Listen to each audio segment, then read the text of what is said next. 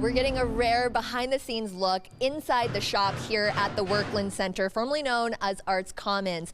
And this is where all of the scenes are made for Theatre Calgary as well as Alberta Theatre Projects. I'm joined now by Anna, who's the Assistant Director for Theatre Calgary's upcoming show, Dial M for Murder. Hi, Anna. Hi, nice to meet you. So this is so cool because this is where you guys actually build scenes and they get rolled directly out onto stage. Yeah, we're really lucky here at Theatre Calgary because our shop is large enough that we can build all of our set pieces to their actual size and then simply open the very large doors on the other side of these walls and wheel them out onto deck or onto the stage. So there's no compartmentalizing of the build at all. The walls are actual size.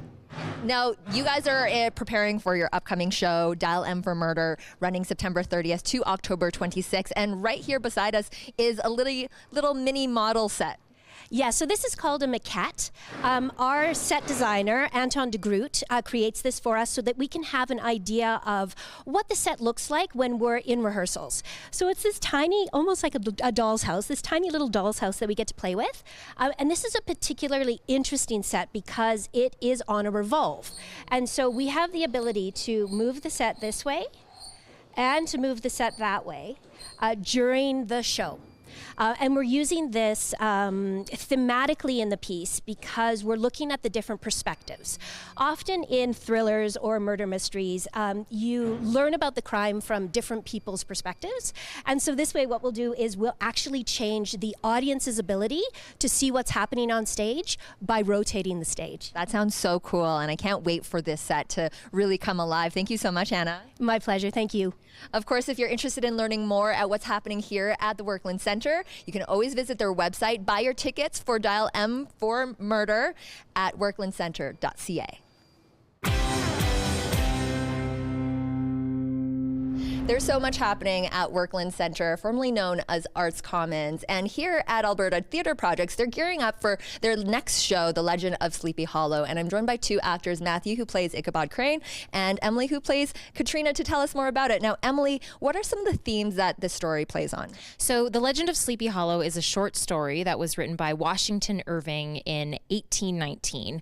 And it's all about this small town and this legend and truths. And what we've been talking about in rehearsals is all these people share very differing opinions and that we aren't sure who we should trust and who we should follow. And I think it really beckons to what's happening right now and who to believe and what's truth and what's right and wrong. So I think it's really gonna resonate with people. And very relevant in today's time. Now, of course, The Legend of Sleepy Hollow goes over to Banff Centre first from October 11th to 17th. And Matthew, this is a full circle moment for you. Yeah, the Banff Centre is the reason I moved to Calgary in the first place, so it's a really lovely moment that I get to play the lead character Ichabod in the Banff Centre and kind of complete that journey that I've set myself the goal of doing, and I get to do it with some really lovely, beautiful people who are award-winning actors, and I'm really looking forward to it.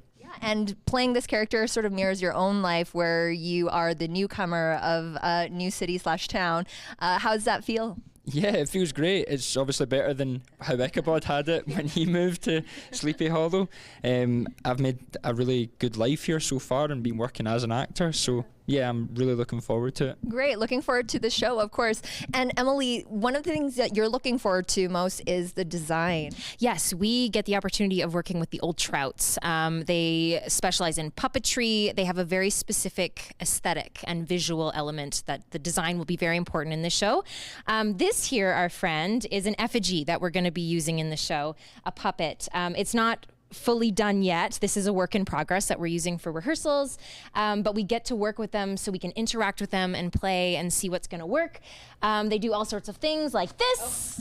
Oh my goodness. Yeah, so that's our friend, and you have to come see the show to find out how we're going to use him. I love that so much. Lots to look forward. Of course, for more information and to buy your tickets to The Legend of Sleepy Hollow, you can always visit werklandcentre.ca. I'm at Werklund Centre today, formerly known as Arts Commons, inside the Ledge Gallery, where you're going to find the work of Brendan Manybears, who's a Blackfoot artist. And I'm joined now by President and CEO of Werklund Centre, Alex. Hello. Thank you so much for being here. Now, next Tuesday is National Day for Truth and Reconciliation, and there's lots of events happening here at Werklund Centre from morning to the evening, absolutely free. So many opportunities to engage. So as Werklund Centre, we gather people to engage in cultural celebrations, and we thought, how could we miss the opportunity to do that on the National Day for Truth and Reconciliation with a lot of our friends and Indigenous partners. So we kick off the day at 11 a.m. with an Indigenous Makers Market hosted by our friends at Authentically Indigenous.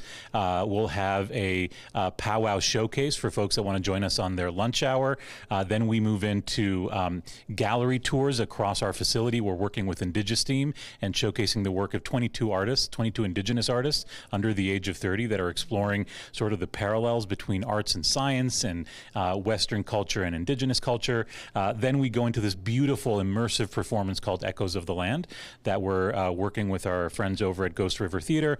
And then the day culminates with an incredibly powerful and moving presentation of the Elder Story Project in the Jack Singer Concert Hall. And what does the Elder Story Project tell?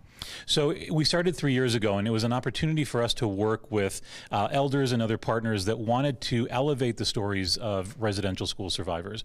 Over the course of 3 years, it's evolved, and elders wanted to, they want to share more about their cultures and their experiences. So this year, we're actually including a naming ceremony, a tea dance. So for folks that have been before, you will certainly have that same experience, but you'll notice a growth over the past few years. Oh, that sounds incredible. Really looking forward to this. Thank you so much, Alex. Thank you. Of course, all of these activities on National Day for Truth and Reconciliation at Werklund Centre are free, but limited space for some of those. So you may want to register beforehand. For more information and to register, you can always visit the website, werklandcentre.ca.